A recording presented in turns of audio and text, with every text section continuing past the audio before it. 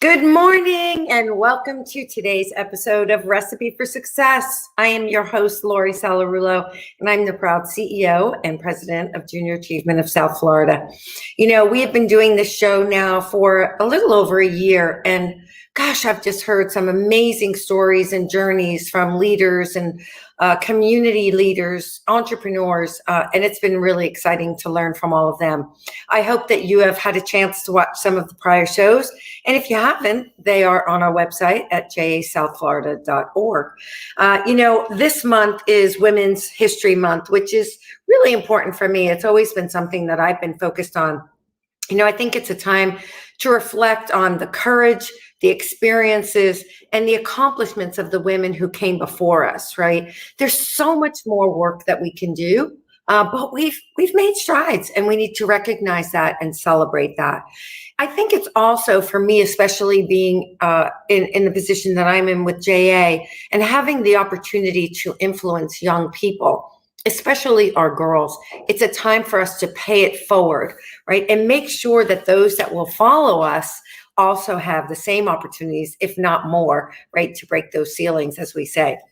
And so let's celebrate that as well. And that's why one of the reasons you'll see a little bit more about it during our break, but you'll see a little bit about our Girls Rule initiative, which has just exceeded every expectation we could have hoped for this year. So thrilled about that. You'll hear more about that. Today's guest is someone that, gosh, I have not seen her in a long time. So it was great to see her face this morning. We worked together back when I first started my a nonprofit career when I was at Habitat for Humanity. And so it gives me great pleasure to introduce our guest this morning, who's an accomplished C-suite human resource communication, community relations, public affairs, marketing professional for over 30 years. She's versatile with an excellent record of achievement.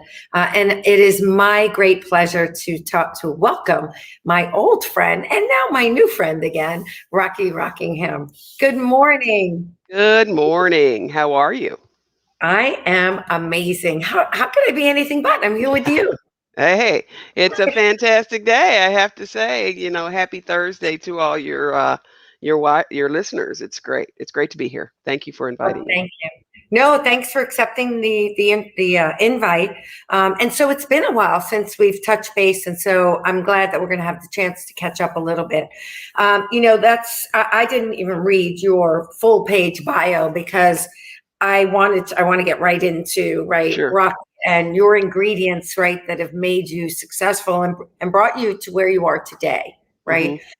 And so I want to get right into that. So tell me a little bit about Rocki, where you came from, and maybe a couple of highlights of how you ended up where you are today. Well, it's interesting. I'm like I have a typical background of many uh, young women of color who grow up in our country, and I grew up in the inner city. Had parents who, were focused on making sure that we remained, focused on our pathway and achieving success, and so we did that and went to college and went on and started a career and have been pacing my way through in corporate America. I started my career out in the auto industry and have continued to pace my way through and transition to uh, uh, consumer products companies. And so it's been a really great and fun career. But along the way, I think one of the big things that I've learned, even as I've built a career, and I've built this career. I sit in human resources currently, um, having a fun time, really enjoying interacting with people and being impactful in what we do, but at the same time being able to connect with the community. I think that, when you are impacting people within a business, you also have to understand their connection to the community and what that means to the overall success of the business. And so it's been great even to, sit on boards in the community to really help young people to find career aspirations and opportunities and to see that, they can do this as well. There are many opportunities out there for them to be able to come into corporate America and spread their wings and go to college. And so we do a lot of mentoring in the communities. And, I'm passionate about making sure that you don't get misdirected or misguided by what you do, but that you focus on what's important and follow your passions and really try to make a difference and give back. And so it's been a great career so far. I've built a great HR and communications and community career that I think has gotten me to this point today. And, I continue to look forward to continuing to build that as I go forward. Yeah, I look forward to seeing what you're going to do in the future too. A couple of things you mentioned. So you said, I grew up as a typical young girl of color. Mm-hmm. So different stories, right, Mm-hmm. that come from that. And because it's Women's History Month, I want to touch on that for 1 second. You talked about your parents, right, making sure that you stayed on the path. I'm sure that is not the case, right, Mm-hmm. for every guest that I have on here, especially women or men, for that Mm-hmm. matter, of color. And so, talk a little bit about that. We are doing this Girls Rule Initiative, and I was reading some research, and it said that by the age of 6, girls begin to form their opinions of themselves based on perceptions and stereotypes that are placed on them. Now, those could be gender stereotypes or racial stereotypes. Mm-hmm. So, talk a little bit about that, if you wouldn't mind. I totally agree. In fact, I've always said a lot. You said 6. I think by 8, your character is formed because, I think that you understand words clearly, you understand what they mean, you understand their associations. And so I totally agree that, your outside influences then start to make an impact on, how you think and who you are. And so it's important, and it may not just be parents. It may be, your aunts and uncles. It may be your teachers. It may be, Mr. Smith who lives next door, or somebody who's important in the community. But what adults have to understand is that, particularly with young people of color, is that the words that you use with them, the things that you feed into them and say to them, are impactful, and it makes a difference. For me, it happened to be, my mother was constantly on us and constantly in my ear saying, you can do anything, but you have to put your mind to it. You have to focus on it. Yes, there are going to be things in this world that are going to appear to be blockers, but use them as opportunities. There are going to be things that come against you that it looks impossible for you to go to the next step, but push past those, because you, like everyone else, have the opportunity to do whatever it is you put your mind to and want to do, but you need to work hard to do that. And so for me as a young person, you know, I believed that.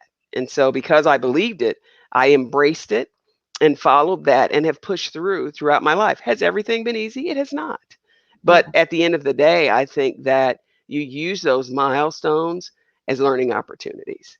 You Yeah, don't, you don't let, things define you. You don't let experiences define you. You let them make you stronger. You let them teach you, but you have to be willing to learn along the way. I've always said that it doesn't matter how big you get or how much experience you have or how much wealth you acquire. You have to be willing to continue to learn, because if yeah, you have that spirit and understanding of learning, then you can continue to grow and continue to give back. I think at the same time, as you progress, as you grow, one of the things that I found that has helped me to continue to excel is the fact that I'm open to giving back. That I don't just hoard it for myself, but I'm always doing a self check to say, am I on the right path? Am I doing my part to, bring up the next person because somebody did it for me? And there were lots of fantastic people in my life along the way. My parents were the initial voice, of course, but there were teachers, there were friends, there were neighbors, there were, people in the community who really just said, you have something. And so I'm going to make sure that I help you navigate that path, which has yeah. been great. I love that. Love it, love it, love it. So I'm writing like a crazy person all your ingredients here because everything you talked about, right, you have taken with you throughout your journey. And so I want to go back. You just ended that with people telling you you had something. And I often say that person has it or Hmm. they don't have it. And it's not that they don't have it, they can develop it. And I can't always define what it is, right? It's sometimes it's just, you just know when it's there. What's that something they saw in you, Rocky? I think it's grit. I Mm, think it's persistence. I think it's uh, an intuitive uh, thought of wanting to do better. I don't. I think it was. And I always say this all the time. Even with my teams, with people who work for me, with people around me, I never want to be the smartest person in the room. mm, Do I want to do my homework? Do I want to be keen upon everything that I'm doing? Absolutely. But I'm never going to be the smartest person in the room because I want to surround myself with smart people to be able to collaborate to get us to where we need to go. And so, but I mm. think what people saw in me was this desire to just achieve, this desire to move forward in spite of things that were going on around me. I think one of the big things I saw was courage. The courage to just, take hold of what you were given and push forward. Oh my gosh, I love that. Love it, love it, love it. And so, in what we do at JA, right, especially with this girls initiative, I often wonder, is someone born with a desire to achieve? Is it environmental? Is it something we can instill? What's your It is. thoughts? You know what? It's interesting. I think that we can encourage, we can inspire, we can't force you to do anything, but we can plant seeds. Mm, Some people are going to grab them, others are not. But what happens is if you're hearing, constantly, it's interesting because it could be one phrase that catches you, that makes you say, there's a possibility that could work for me. But I think that, yes, I think it's taught. I think it's learned. I think it's learned behavior. I think you're born with, you know, the desire to hear, but I think you're inspired to achieve. mm. Love that. Love it, love it, love it. So you talk about planting seeds, right? Just now, being in HR. I mean, gosh, the world of human resources has changed dramatically. Then you're also in communications, which has changed dramatically. Talk a little bit about that in your career over the years, right? What, maybe one or two really things that stand out that are so different. And we talk about this a lot. I have a couple of friends and they do a little huddle. I don't know if you've heard of this, the Mhm. Noodleberg huddle in the morning. And Steve and I talked about this offline, and his son is right, the new generation. And I said, when I was coming up in the corporate world, you didn't have a seat at the table if you weren't at the C level, Right? right? You were told what you were going to do and probably how to do it, and you didn't really have the chance to be innovative or right the chance to be able to give your opinion the way our younger people or the way our employees do today, and to have access to a C level. I mean, first of all, I was with a very large company, but you didn't even have access to the lead person in New York City, right, in our office. Sure. Talk a little bit about how the world has changed, right, from a human resource perspective. Well, I think a few things. Our generations of people have changed, and so now when you look in the workforce, we have several generations. You have from baby boomers to Gen Xers and Zers, and so they work very differently. And so even before this pandemic came upon us, which we've never experienced before, we were already starting to see a change in corporate America because we were already shifting because we've got people who work differently, who see the world differently. Young people just perceive work and professionalism very differently than someone who's been in corporate America like us for many years, who I call old school. They look at us and they're like, they see relics. And so it's comical, but what they don't understand is that, our philosophy is that you pay your dues. You work hard, you pay your dues, you take stair steps to achieve. But for them, they feel like once they've done it and mastered it in a couple of years, they should be promoted to the next level. They should be able to move to the next level, be able to do the next thing. So one of the important things that I think, particularly in corporate America, that's had to be bridged is that you have to allow young people, if they're high achievers, you have to allow them to achieve and open the doors and do it unconventionally, perhaps. And then if they achieve slower, you have to help them along. So you have to use some of those, what we call old school tactics, in terms of helping them to stair step to create careers. But I think, what we're seeing now is we're seeing young people, because of startups, because of such great new ideas, because of technology, they're accelerating at a very high and fast paced rate. Some of them burn out very quickly and then decide that they're done with corporate America and they want to go do something that allows them to give back, and they walk away, which is very different from careers of old. You just stuck with it, whether you liked it or not. You can be miserable in your job, but you stuck with it, and it's refreshing. It's great that young people nowadays feel that, if I'm not passionate about it, and if I lose that commitment, then I'm just going to walk away and do something different. And and go so back and live with my parents, which for me was like, that's exactly right. I'll do whatever you want. I'll stay with my job. No, I love my parents. I'm kidding. Yeah. But once you get a taste of that freedom, right? I know for me, I did not want to go back. I was very independent. But by the way, I want to do a little shout out. Our friend Andy Cagnetta says two of my favorite heroes in one place. So hi, Andy. Hi, Andy. Love him. Absolutely. Love him to death. I was just on his podcast the other day. But you talk about that, and you talk about change, right? You're in a place of change right now, right? And we talked about that a little bit before the show of, reinventing and figuring out and having the courage to make that change. Like you just said, the younger generation, they're not afraid to make those changes. No. Right.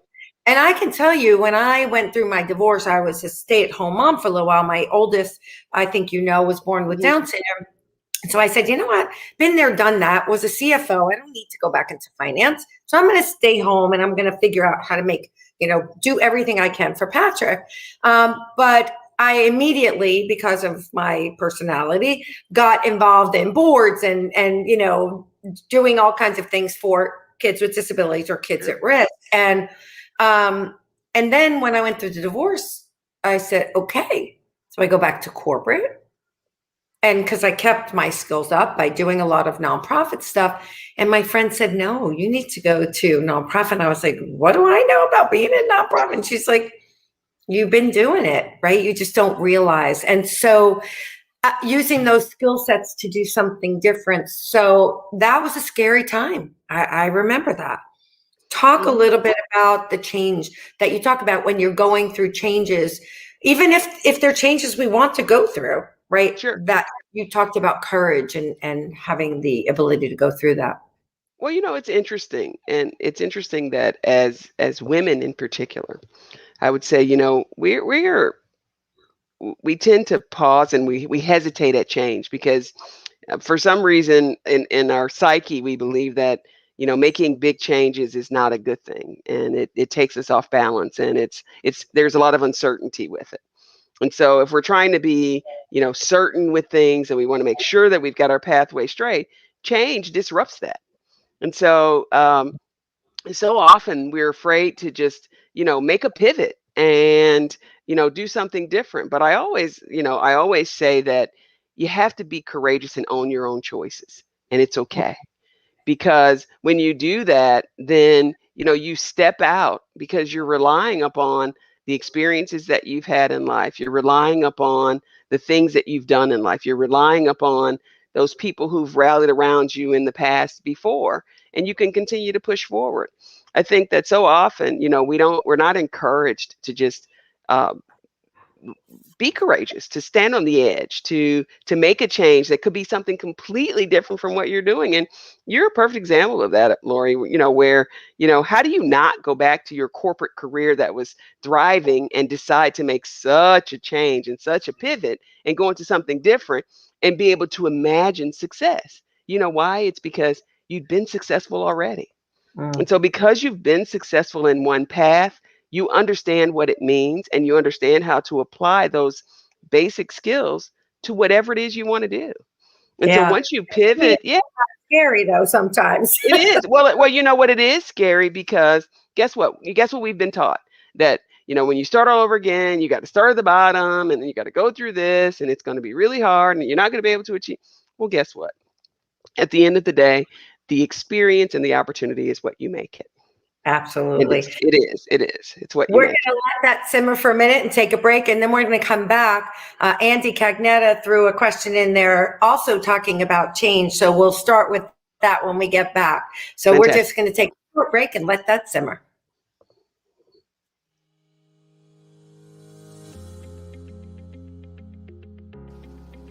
Hello. My name is Hugat St. Hubert. I am a senior at Stranahan High School, and I'm also a student ambassador at Junior Achievement of South Florida. What is my superpower? Well, my superpower is self-motivation. There is no greater feeling than waking up every day telling yourself that you can do it and you will do it. So today, I encourage you to practice the same mindset every single day. You can achieve anything you set your mind to.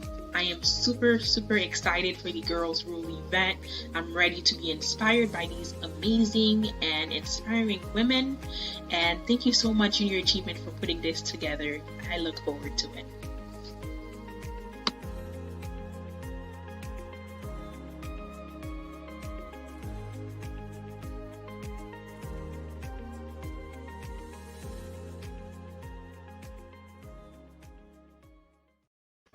How can you not get the goosebumps? I've seen it 100 times, but I love it.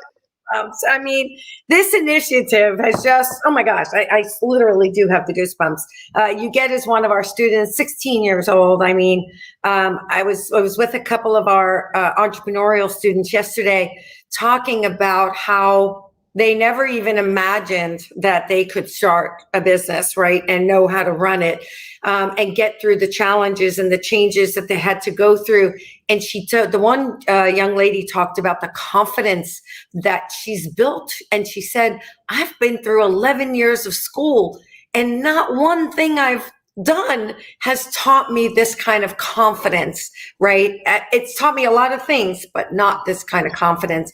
And so I love that we're creating these young people who will, like you said, go out there and be innovative and be courageous. And so I hope everybody will join us. Actually, on Wednesday, we had our launch last week with our keynote speaker, Kara Golden from Hint Water. And then on Wednesday, we'll be with probably 200 to 300 young high school girls with our facilitators and sponsors who will be leading them and inspiring them in 16 workshops. So really excited about Wednesday, first time event. That's so fantastic. we're going to drag you in next year, Rocki, for sure. Getting you in there. Excellent. Andy talked about, when you were talking about change, he threw a question into the chat about changes in leadership, right? Not just changes in general in the world or change in a career, but when you're in an organization and you've been through several changes in leadership, right? Navigating that. Right. So talk a little bit about that, especially in HR. You've got direct contact with leadership, right? So yeah, and it's interesting because leadership, in my opinion, has different levels. When you first go into an organization, whether it be corporate or not corporate, if you're leading people, you go from being an individual contributor to being a manager to leading people who are actually doing the work, and then you go from leading people who are doing the work to leading leaders. And so how you do that is different and how you mix that in is different. And so I think that it's important that as we grow our leadership skills, because leadership is key in terms of keeping a connection and collaboration across an organization. As we build our leadership skills, it's important that we maintain the openness of communication. We have to listen well. We have to, be good communicators. We have to not take things personal, because I think at the end of the day, when you're a good leader, you want to empower people to do what they do, but at the same time, you want to be able to be flexible enough to pivot and change. And so as you get new leaders, as you supervise new leaders, as you interact with new leaders, it's okay if you decide that you're not going in the same direction. That's okay, because that's change. And, we work with different people differently. And so we just have to learn to adjust and, move on and understand that the experiences that we've had have helped to shape us, and then take those on to the next experience and opportunity. Yeah, I shared with you before about that job that I had here about halfway through my nonprofit career, and realized that we were just not going in the same direction. It wasn't a matter of liking the person or any of that. It was just where I thought we were going was not where that person. They kept changing the direction, and eventually, I don't know that I would have ever done that before, but I think it was my confidence, right? And saying, wait a minute, I've been in situations where I've had to settle or live with, right, things that didn't make me happy or feel good or, right, feel empowered, as you said. Mm-hmm. And so for the first time, I felt like I had the courage. And I think a lot of that came from going through my divorce, because if I could do that, listen, after 3 years of that divorce, I could do anything. Okay. So it was the first time that I was able to have the courage, well, the second time, to walk away, because wasn't, my values were not being right, were not aligned with the other person or the company. And it's interesting, because there's so many distractions going on around us. But what we have to be conscious of is not to let the distractions move us off track. We can't let circumstances, dictate how we think about things, our attitude about things, because we have choices in life. Success is not a final. Failure is not fatal. I mean, we go through things, we go through change, but it's about the courage that we continue to have that counts. And so, there's no, this is it and it's over. Right. Follow your passions, have integrity as you do it. It's okay that, something doesn't work. It's a lesson. It's an opportunity to do something different. Absolutely. Absolutely. I tell my daughter that all the time. She's like, Mom, I failed. And I'm like, you didn't fail. Let's not focus on that you think you failed, but let's focus on what did you learn through this, right? That's exactly right. What would you do differently next time, right? If there is anything, maybe you wouldn't do things differently, right? Exactly. I always said I was going to do T-shirts that said, failure is not fatal. Right. You're not going to die. You're not going to bleed out. So I'm going to start to read. My gosh, I like ran out of room on the page. I'm going to read the ingredients that I took from our conversation. Mm-hmm. And then when I'm done, I'm going to ask you either which one of these or mm-hmm. one that maybe you haven't mentioned is your main ingredient to success. So some of the ones that I took away, you talked about at the very beginning, good parents, which I kind of put together with mentors, right? People who influence us and making sure that we have them around us. Connecting with your community was important. Focus on what's important. Following your passion. You mentioned that several times. You briefly went over this, but I caught it, and I think it has so much to do even today, is who do we associate ourselves with, right? You talked about it in your younger years, but I think it's just as true as we go through the years. Words are impactful, not only right taking in what people say to us, but also how we communicate with others. Use blockers as opportunities. Love that. And push past the obstacles. Work hard, right? Got to work hard. Mm-hmm. Don't let the experiences define you. Let them teach you. Gosh, I mean, God, there's so many quotes in here. Right? That or you should write a book, one or the other. Be willing to learn along the way, give back and bring the next person up behind you or beside you. Self-awareness. You know, you didn't actually say these words, but you are so self-aware. And I think in a leader, you know, my coach always says that to me. He goes, you bring things to our sessions. You're so self-aware of when something doesn't feel right, or you didn't say it right, or you could have handled it differently. And so I think that that is so critical in being a strong and a good leader. Grit and persistence, intuition. You talked about those being that thing people saw in you. Desire to make things better, to do them better. Never be the smartest person in the room. Although I always say that in my Vistage group, I say, you know, listen, I'm the you guys, you're all smarter than me. And it's interesting. They say, look, we may be smarter in some things, but you're smarter in others. And that's what makes it work, right? But I love that I'm constantly learning from them. Never be the smartest person in the room. Desire to achieve, courage to chase those dreams. Plant seeds in people goes back to helping the next person. Own your own choices, flexibility, communication. Don't take things personally. I think as women, I think this is one we probably need to work on. I hear that from a lot of people. I love this. You're born with the desires. You're born with desire and you learn to achieve. Did I get that right? That's correct. Okay.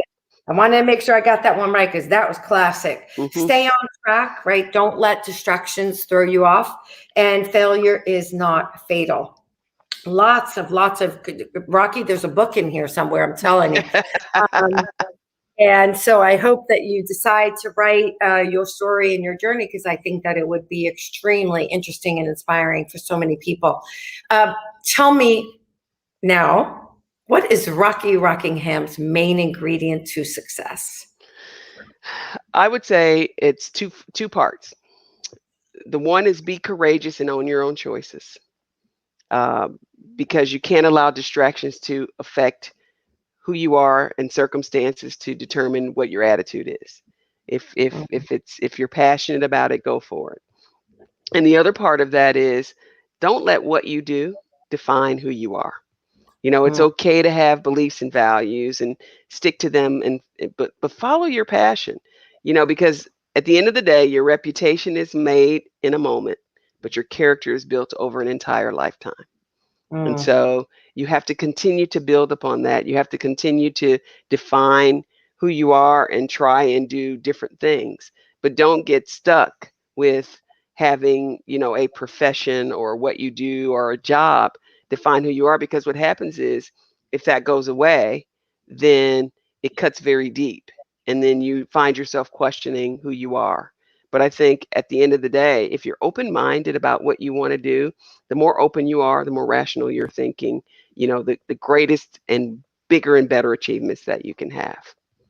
Yeah, boy, I have to tell you what your last comment just really hit home for me, because it's something that I've been observing most recently. My mom is just turned 85 and she was a superintendent of schools, right? Powerhouse, right? Strong, amazing woman, amazing role model. But my mom came up right before us even.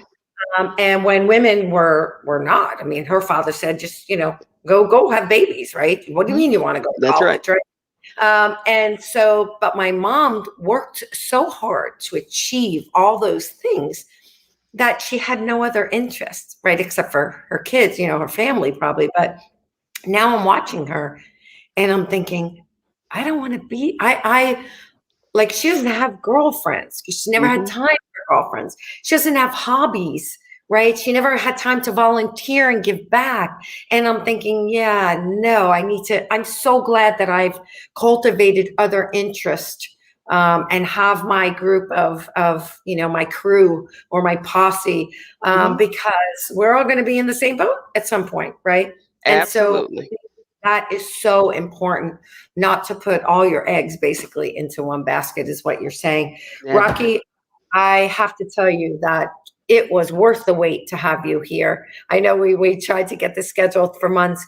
It has been so worth it. The comments Andy just said he's sending it to his kids. He wants them to hear us both. Yeah, these are these. You know, I was just watching a little movie clip the other day of the movie. I don't know if you saw it, with Dennis Quaid, and it was a scene of sales, and he punched his new boss, who's really young, in the face.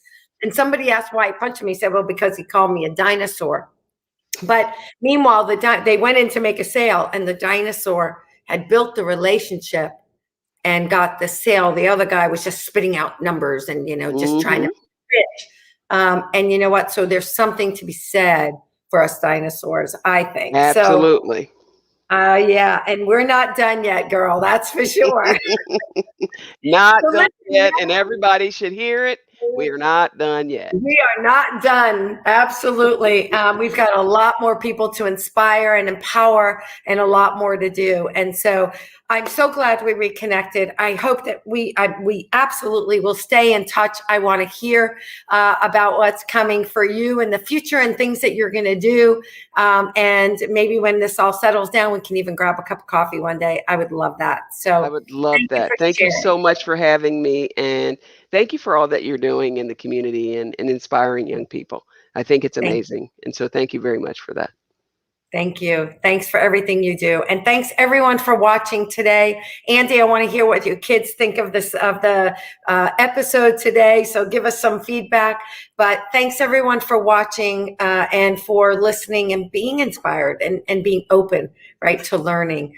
So we'll see you next time on JA's Recipe for Success. Keep on cooking. Be well. Thank you, Rocki.